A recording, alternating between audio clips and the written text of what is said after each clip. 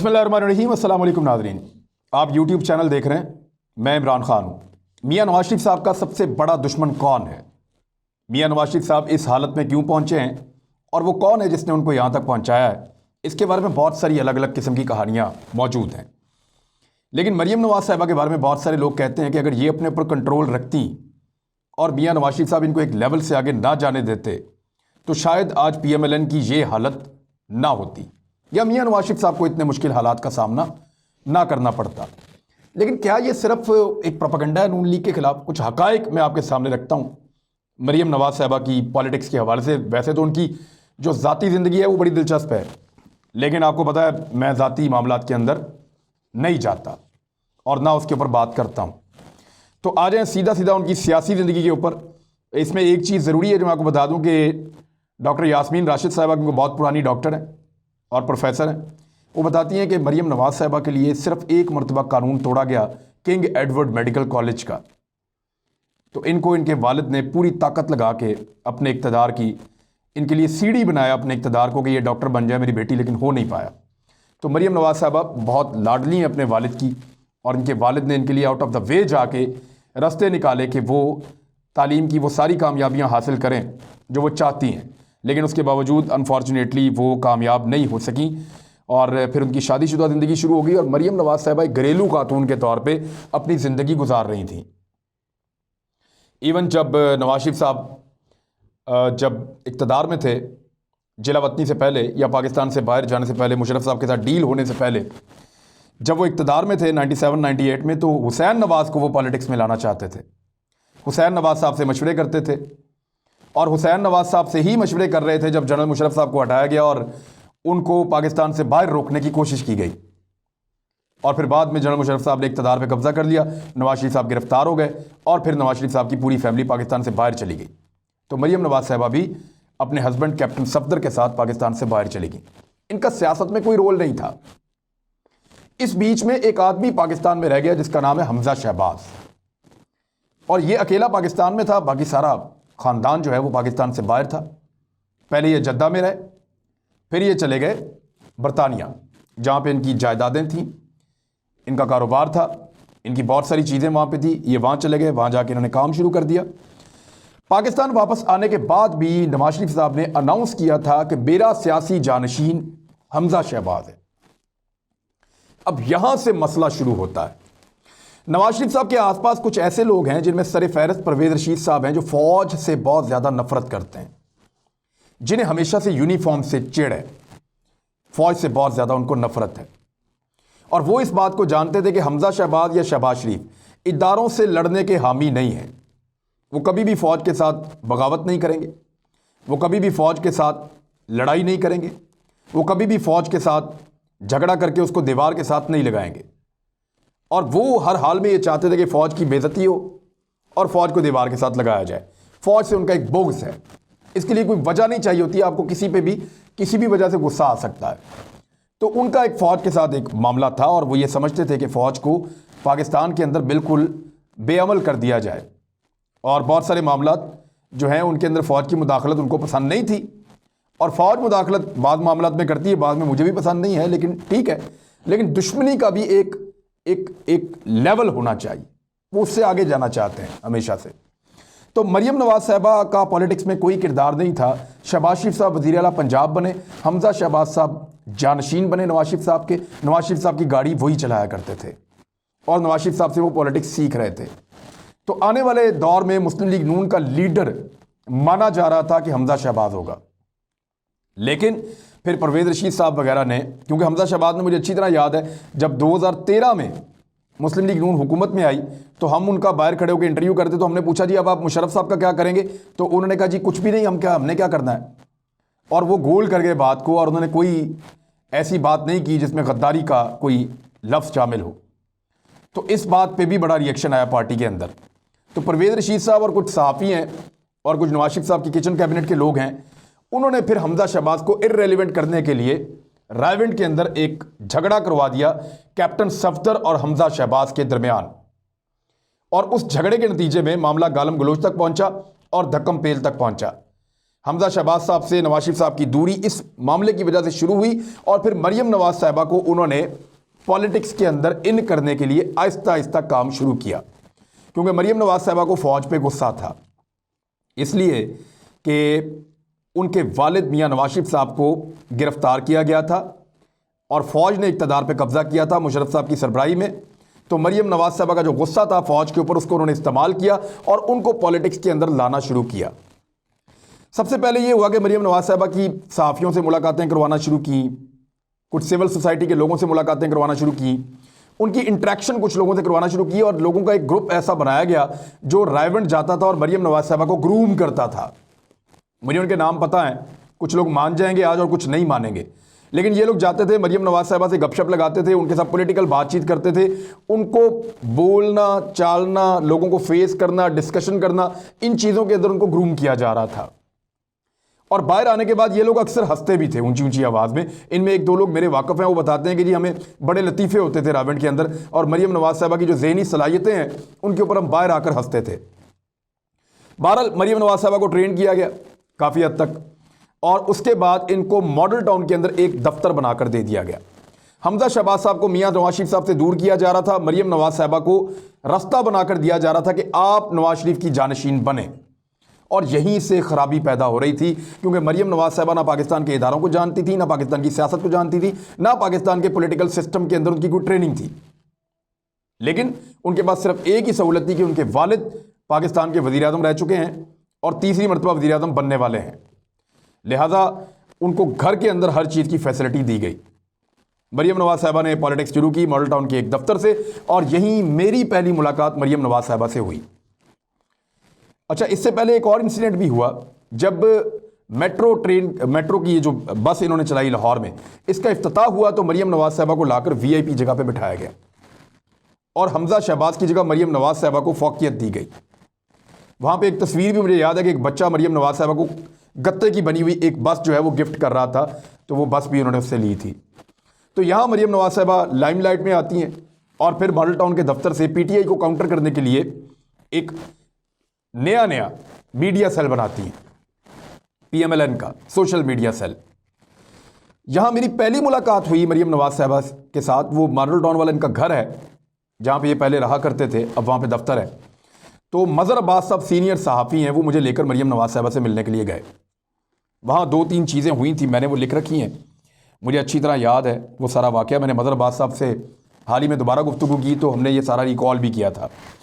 उसमें एक तो मरियम नवाज साहिबा ने सवाल पूछा मज़हर अब्बास साहब से कि आप अच्छी खबरें क्यों नहीं देते, आप लोग मीडिया वाले, हम यहाँ पंजाब में हमारी हुकूमत है, हमारी अच्छी बातें बताएं, हमारी अच्छी चीज़ें बताएं, आप मुस्बत रिपोर्टिंग क्यों नहीं करते, इसका मतलब ये है। तो मज़हर अब्बास साहब ने उनको, और मैंने भी उनको उस वक्त जवाब दिया था कि अगर आप काम करते हैं तो इसकी न्यूज़ चलती है, और अगर आप अपने वादे पूरे नहीं करते और काम नहीं करते तो वहाँ से एक सहाफ़ी का काम शुरू होता है, वहाँ से सहाफ़ी उसको इशू बनाता है। यानी अगर आपके वालिद इलेक्शन में वादा करके आए हैं कि मैं ये 10-12 काम करूँगा, अगर वो करते हैं तो खबर है, अच्छी खबर है, लेकिन अगर वो काम नहीं करते तो एक जर्नलिस्ट का काम वहाँ से शुरू होता है कि ये वो काम नहीं कर रहे, या जहाँ वो गलत काम करते हैं तो जर्नलिस्ट का वहाँ से काम शुरू होता है। तो हुकूमतों के साथ जो ताल्लुकात हैं सहाफ़ियों के, वो एक हद से ज़्यादा होने भी नहीं चाहिए, मज़हर अब्बास साहब ने कहा था, मुझे याद है। और साथ में हमने उनको ये भी बताया था कि आपको या किसी भी हुकूमत को हमेशा सहाफ़ियों से शिकायत रहेगी। तो उसके बाद वो इशू पे खामोश होगी। मज़हर अब्बास साहब ने उनसे पूछा आप सियासत करना चाहती हैं, तो उन्होंने इसका कोई जवाब नहीं दिया। उन्होंने कहा जी मेरा ऐसा कोई इरादा अभी नहीं है, मैं तो अपनी तालीम मुकम्मल कर रही हूँ। उस दौर में उन्होंने जो तालीम बताई वो अभी तक उनकी मुकम्मल नहीं हुई। उसके बाद मज़हर अब्बास साहब को बातों बातों में उन्होंने हमें वो दिखाया जो उन्होंने मीडिया सेल बनाया था, और मैं एक चीज़ देख रहा था कि उनका वहाँ बड़ा प्रोटोकॉल था मरियम नवाज साहिबा के, और सब लोगों पे बड़ा रोब था उनका उस दफ्तर के अंदर। और फिर जब उन्होंने दफ्तर का हमें सैर करवा रही थी तो बाहर कुछ कारकुन बैठे हुए थे, वो नारेबाजी कर रहे थे। तो मज़हर अब्बास साहब ने पूछा तो उन्होंने कहा जी यहाँ कारकुन भी आते हैं रोज़ाना की बुनियाद पे। और मुझे एक जुमला मरियम नवाज साहिबा का कभी नहीं भूलेगा, जहाँ उन्होंने कहा कारकुन को क्या चाहिए होता है, एक थपकी। आप अगर 5 साल के बाद उसको एक थपकी दे दें, या कारकुन को 5 साल के बाद आप मिल के उसको शाबाश दे दें या एक थपकी दे दें, तो उसके लिए वो काफ़ी होती है। तो मुझे बड़ी मायूसी हुई ये जुमला सुन के कि इनको अपने घर के अंदर से ट्रेनिंग कैसी मिली है। ये कारकुन को समझते क्या है कि एक थपकी की मार है, आप एक थपकी दें और फिर वो अनथक होकर आपके लिए काम करेगा। बहरहाल ये मरियम नवाज साहबा ने ये बात उस दिन की थी और मुझे एग्जैक्टली ये सारा कुछ ऐसे ही याद है। अब कैप्टन सफदर के अंदर तो करंट था नहीं और कोई ऐसा बंदा नहीं था, जानशीन चाहिए था, तो मरियम नवाज साहबा को तैयार कर दिया गया और उनको एक मीडिया सेल बना के दे दिया गया। 2013 की कंपेन के अंदर कोई ज़्यादा नज़र नहीं आई, लेकिन जब वज़ीर आज़म पाकिस्तान बने मियां नवाज शरीफ साहब, तो मरियम नवाज साहबा चली गई ऐवान वज़ीर आज़म में, वज़ीर आज़म हाउस इस्लामाबाद पहुंच गई। इन्होंने अपनी फैमिली के साथ एक घर ले लिया और आगे मरियम नवाज साहबा के कोई रिश्तेदार हैं, एक घर उनको भी दे दिया। इस तरह वहां पे मौजूद कोई 8-10 बड़े लग्जरी घर हैं वज़ीर आज़म हाउस में, वो सारे ऑक्यूपाइड हो गए थे। एक डार साहब के पास था, मरियम नवाज साहबा के पास था, उनकी एक समधी हैं, उनके रिश्तेदार हैं, उनके पास था। इस तरह मुख्तलिफ लोगों के पास अंदर वाले घर मौजूद थे। तो एक पूरा मेला लगा हुआ था उसके अंदर और बहुत ज़बरदस्त तरीके से इन्होंने वहाँ पे टाइम गुजारा। मरियम नवाज साहबा ने यहाँ पे अमली तौर पे सियासत के अंदर कदम रखा और मुल्की मामलात के अंदर बातचीत करना शुरू की। धरने के दिनों में इनके ट्वीट्स आना शुरू हुए, इनका ट्विटर अकाउंट, इनके सोशल मीडिया अकाउंट्स। फिर इन्होंने सरकार के खर्चे से एक बड़ा मीडिया सेल बना लिया, जहाँ पे बहुत वो इशू भी उठा था कि इनकी फंडिंग जो है ये कहाँ से हो रही है। तो मरियम नवाज साहब पर तनकीद भी हुई। नवाज शरीफ साहब ने 100 अरब का एक बहुत बड़ा प्रोजेक्ट लॉन्च किया यूथ लोन का, उस पर मरियम नवाज साहबा को सरबराह बना दिया। जब अदालत ने मुदाखलत की तो उनको हटाना पड़ गया। फिर मुझे याद है कि अबसार आलम साहब जो हैं उनको बनाया गया पैमरा का हेड, और मरियम नवाज साहबा फैसला करती थी कि किसको नोटिस भेजना और किसको नहीं भेजना, और पैमरा के ज़रिए से मीडिया पे दबाव डालने का जो सिलसिला शुरू हुआ वो भी मरियम नवाज साहबा कंट्रोल करती थी।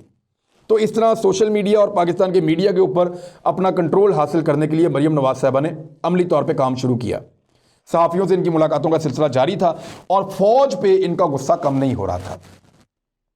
फौज के साथ नवाज शरीफ साहब की छोटी मोटी खिटपिट तो लगी रहती है, क्योंकि उनका हमेशा से ये प्रॉब्लम है, वो जब भी इक़्तिदार में आते हैं फौज के साथ उनका झगड़ा हो जाता है।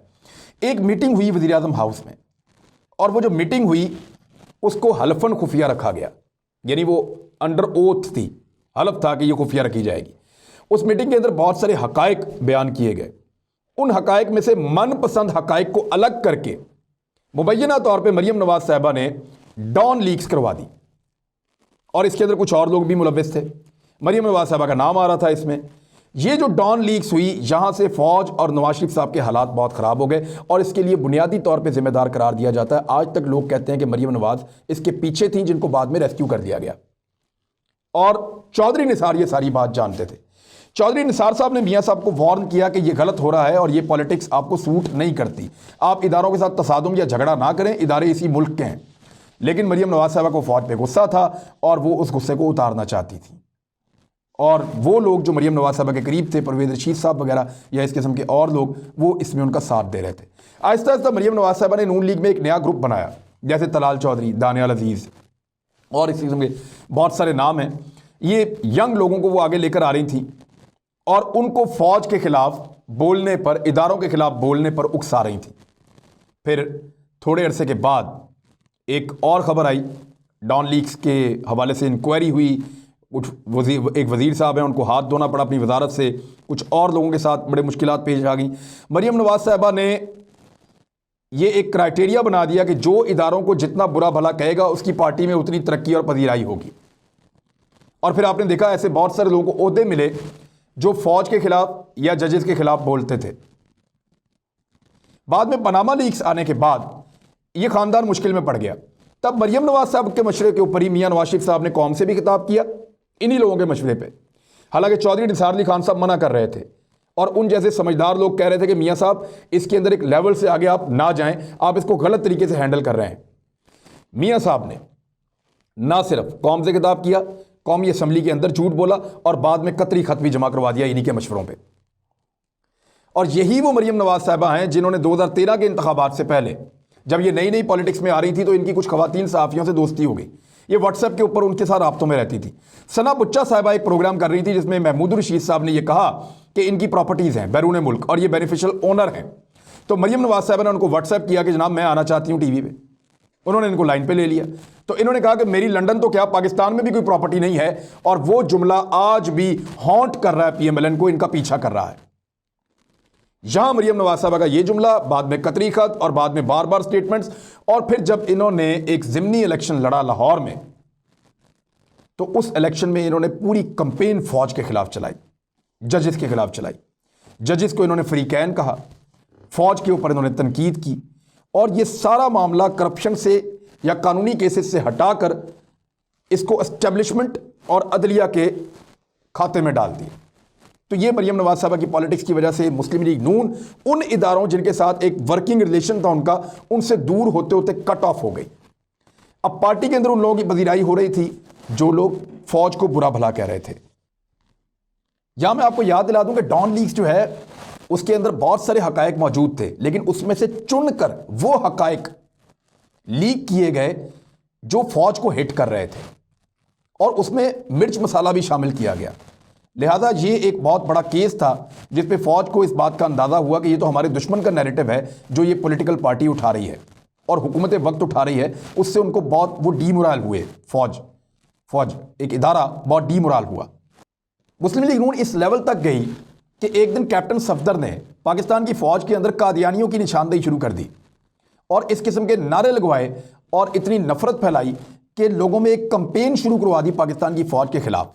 पीटीएम को इन्होंने सपोर्ट किया जो फौज को गाली देती थी।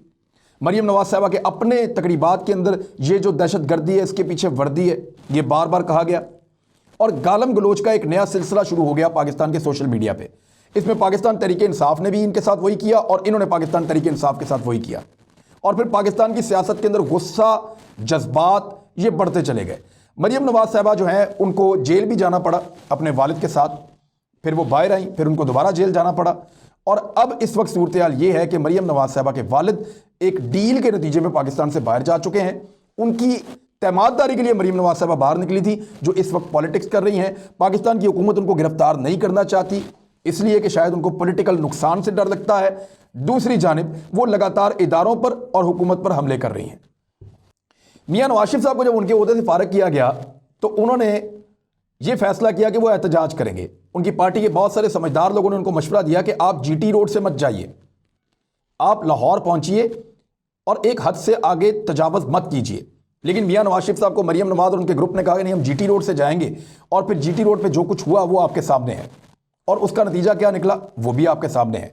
तो मियां नवाज शरीफ साहब के लिए एक के बाद एक गड्ढा खोदा मरियम नवाज साहबा की सोच ने और उनकी अग्रेसिव सियासत ने। सियासत के अंदर जज्बात नहीं होते, वहां समझदारी से आपको काम लेना होता है। अब इस वक्त सिचुएशन ये है कि जिस पीपल्स पार्टी को गाली दी जाती थी, इस वक्त सिचुएशन ये है कि जिस जिस जमात के ये खिलाफ थे उन सबको साथ लेकर एक पीडीएम की तहरीक बनाई गई है। मरियम नवाज साहबा की तबीयत के अंदर 2-3 चीज़ें शामिल हैं। एक तो मुझे पीपल्स पार्टी के दोस्तों ने बताया जब बिलावल की और मरियम की मुलाकात करवाई गई रायबंड में, तो उन्होंने बताया कि हमने ये नोट किया है कि बिलावल भुट्टो जरदारी हर बात को गौर से सुनते हैं, वो सबसे मशवरा करते हैं और सबकी बात को अहमियत देते हैं। हमने ये भी गौर किया कि जब कोई सीनियर सियासतदान बोल रहा होता है तो बिलावल भुट्टो जरदारी कभी टोकते नहीं हैं, बात मुकम्मल कर देते हैं। उन्हें किसी बात की जल्दी नहीं होती और उनको इस बात का कॉन्फिडेंस है कि जो लोग बात कर रहे हैं उसमें से कुछ अच्छा निकलेगा और वो मुशावरत के ऊपर अमल भी करते हैं। लेकिन दूसरी तरफ उस मुलाकात में उन्होंने महसूस किया कि जैसे ही कोई बोलने लगता है पीएमएलएन की जानिब से तो मरियम नवाज टोक कर खुद बोलना शुरू कर देती हैं। वो लीड करना चाहती हैं, किसी और को बोलने का मौका नहीं देती, अपनी पार्टी में भी किसी को सीनियर नहीं समझती। उनका गुस्सा हर चीज़ के ऊपर हावी हो रहा है, उनके अंदर एक फ्रस्ट्रेशन है, वो बहुत जल्दी सारा कुछ करना चाहती हैं। जो गुस्सा और जज्बात उनके हैं वो सियासत के अंदर आपके काम नहीं आते। सियासत में दिमाग काम आता है, जज्बात नहीं। अब इस वक्त अगर ये कहा जाए कि मियां नवाज शरीफ साहब की सियासत इस वक्त जिस जगह पे खड़ी है उसके लिए सबसे बड़ा जिम्मेदार कौन है, तो मियां नवाज शरीफ के बाद मरियम नवाज साहब हैं, क्योंकि उन्होंने मियां नवाज शरीफ साहब से वो सियासत करवाई जिसके लिए उनकी ट्रेनिंग नहीं हुई थी। वो उस पार्टी को उस तरफ लेकर गए जिस काम के लिए वो पार्टी बनी नहीं थी, जिस काम को कभी इस पार्टी ने किया ही नहीं था। चौधरी निसार जैसे लोग अलग हो गए और बहुत सारे सीनियर्स ऐसे हैं जो अपनी इज्जत बचाकर साइड पे बैठे हैं और एक मखसूस टोले को लेकर मरियम नवाज साहबा इस वक्त फजलुर रहमान साहब के हाथों में खेल रही हैं और ये दोनों मिलकर इदारों पे कीचड़ उछाल रहे हैं। जबकि दूसरी जानिब पाकिस्तान पीपल्स पार्टी इनके शोर शराबे का फायदा उठाते हुए बिलावल भुट्टो जरदारी साहब को कामयाबी के साथ लीडर बना रही है और वो खामोशी से इस सारे प्रोसेस का हिस्सा है और अपने सियासी कद में इजाफा कर रहे हैं। दूसरी जानिब मरियम नवाज साहबा का गुस्सा, उनके बदले की ख्वाहिश और उनका टॉन्टिंग एटीट्यूड। अगर आप गौर करें तो जब मरियम नवाज बात करती हैं तो आपने कभी गौर किया वो गुस्से में बात करती हैं, उनके चेहरे से झलक रहा होता है और जिस अंदाज में वो बात करती हैं वो टॉन्टिंग एटीट्यूड है। अब वो बदले के लिए किसी भी हद तक जाने के लिए तैयार हैं। तो सियासत में ऐसा नहीं होता। यहाँ पे बंद गली में रास्ते निकाले जाते हैं, किसी को दीवार के साथ नहीं लगाया जाता। लेकिन इस वक्त ऐसा ही हो रहा है। मरीम नवाज साहबा पीडीएम के अंदर भी लीड करना चाहती हैं। पीडीएम के लोगों ने एक शिकवा किया कि जनाब ये कैसे हो सकता है कि फैसले सारे मरीम नवाज बाहर पहले सुना के आ जाएं, बाद में आके यहाँ पे डिस्कशन करें और फिर यहाँ से किया जाए कि यही फैसला यहाँ से होगा, तो हम आपके प्रेशर में नहीं आएंगे। कल बड़ी बदमज़गी हुई जब पीडीएम की मीटिंग हुई और उसके बाद आपने देखा बिल्कुल मुख्तसर था एक बयानिया था फजलुर रहमान साहब का, वहाँ पे भी मरीम नवाज साहब अपने आप को रोक नहीं सकी, बाद में बोलने की कोशिश की तो उनकी मुखालफत की गई, फिर उनको वापस जाना पड़ा मजबूरन। तो मरीम नवाज साहब का गुस्सा, बहुत जल्दी लीडर बनने की ख्वाहिश और बदला लेने का जो एक जज्बा है वो उनकी पॉलिटिक्स को नहीं, मियां नवाज शरीफ साहब की बहुत पुरानी पॉलिटिक्स को लगातार नुकसान पहुंचा रहा है। ये मैं सारी चीज़ें आपको इसलिए बता रहा हूं, इसमें कोई मैंने करप्शन का जिक्र नहीं किया, इसमें मैंने उन केसेस का जिक्र नहीं किया कि वो सही हैं या गलत हैं। उन सारी चीज़ों को छोड़ दें। अगर आप सिर्फ ये सोचें कि एक पॉलिटिकल पार्टी कैसे अपनी तबाही खुद कर रही है, तो ये मैंने आपके सामने सारा सिनेरियो रखा कि पीएमएलएन के लिए उनके अपने लीडर से अगर बात करें, उनके अपने एमपीए एमएनए से बात करें, तो वो खुद भी कहते हैं कि जिस मुश्किल में इस पार्टी को मरीम नवाज साहबा ने डाला, वो मुश्किल जो है वो ये पार्टी इससे पहले कभी उन्होंने देखी नहीं है। हालांकि मुशर्रफ साहब के दौर में भी इतने बुरे हालात नहीं थे जितने बुरे हालात उनके अब हो गए। अब तक के लिए इतना ही। अपना ख्याल रखिएगा, अपने इस चैनल का भी। अल्लाह हाफिज़।